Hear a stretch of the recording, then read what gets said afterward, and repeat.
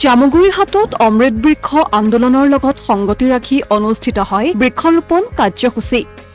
শ্ৰীমন্ত শংকৰদেৱ সেৱাশ্ৰমত অনুষ্ঠিত হয় বৃক্ষৰোপণ কাৰ্যসূচী। 1000 বৃক্ষৰোপণ কাৰ্যসূচীৰ শুভাৰম্ভ কৰে বিধায়ক পদ্ম হাজৰিকাই।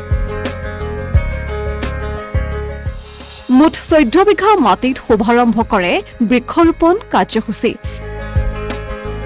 দেওবাৰে জামুগুৰিহাটৰ ধলাই বিলত শুভাৰম্ভ কৰে বৃক্ষৰোপণ কাৰ্যসূচী।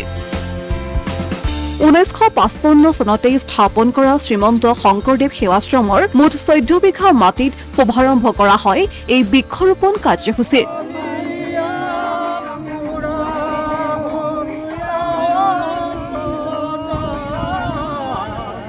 নদৱাৰ সমষ্টিৰ বিধায়ক পদ্ম হাজৰিকাৰ উপস্থিতিত অনুষ্ঠিত হয় এই শুভাৰম্ভ কাৰ্যসূচীৰ। শ্ৰীমন্ত শংকৰদেৱ সেৱাশ্ৰমৰ মাটিত অঞ্চলটোৰ পুৰুষ, মহিলা আৰু যুৱক যুৱতীসকলে ৰোপণ কৰে মুঠ 1000 জোপা মূল্যৱান গছপুলি।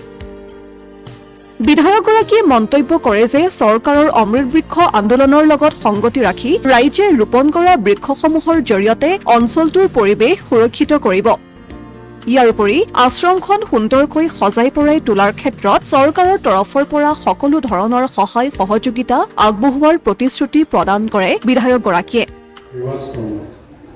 আজি অমৃত বৃক্ষৰোপণ এই কাৰ্যসূচীত উপস্থিত থকা আমাৰ বাৰেচহৰীয়া ভাওনা মহোৎসৱ সমিতিৰ সাধাৰণ সম্পাদক জয়ন্ত বৰা ডাঙৰীয়া আৰু লগতে কমল ৰাজবংশী ডাঙৰীয়াকে ধৰি প্ৰফুল্ল বৰা ডাঙৰীয়া, আমাৰ মহেন্দ্ৰ শইকীয়া ডাঙৰীয়াকে ধৰি সন্মানীয় জ্যেষ্ঠ ব্যক্তিসকল আৰু সমবেত শ্ৰদ্ধাৰ ৰাইজ, আইমাতৃ, যুৱক যুৱতী, এই সমিতিখনৰ সভাপতি ডাঙৰীয়াকে ধৰি সন্মানীয় সদস্য মই সকলোকে আন্তৰিক শ্ৰদ্ধা জ্ঞাপন কৰিছোঁ।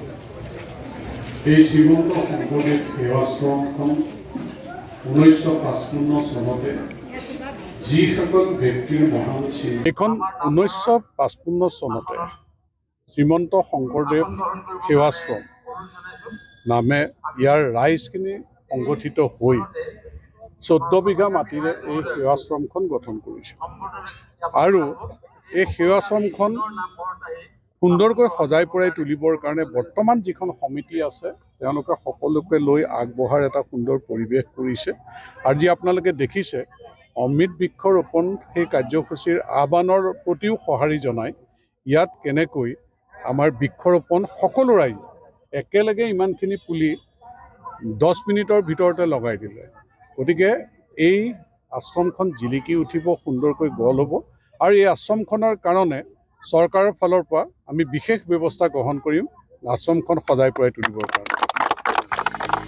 ইয়াৰ পিছতেই সেৱাশ্ৰম প্ৰাংগণত অনুষ্ঠিত এখন বৃহৎ সভাত বিধায়ক পদ্ম হাজৰিকাৰ লগতে বাৰেচহৰীয়া ভাওনা কমিটিৰ সম্পাদক জয়ন্ত বৰাই বক্তব্য প্ৰদান কৰে। অসমীয়া প্ৰতিদিন ডিজিটেল সংবাদ, জামুগুৰিহাট।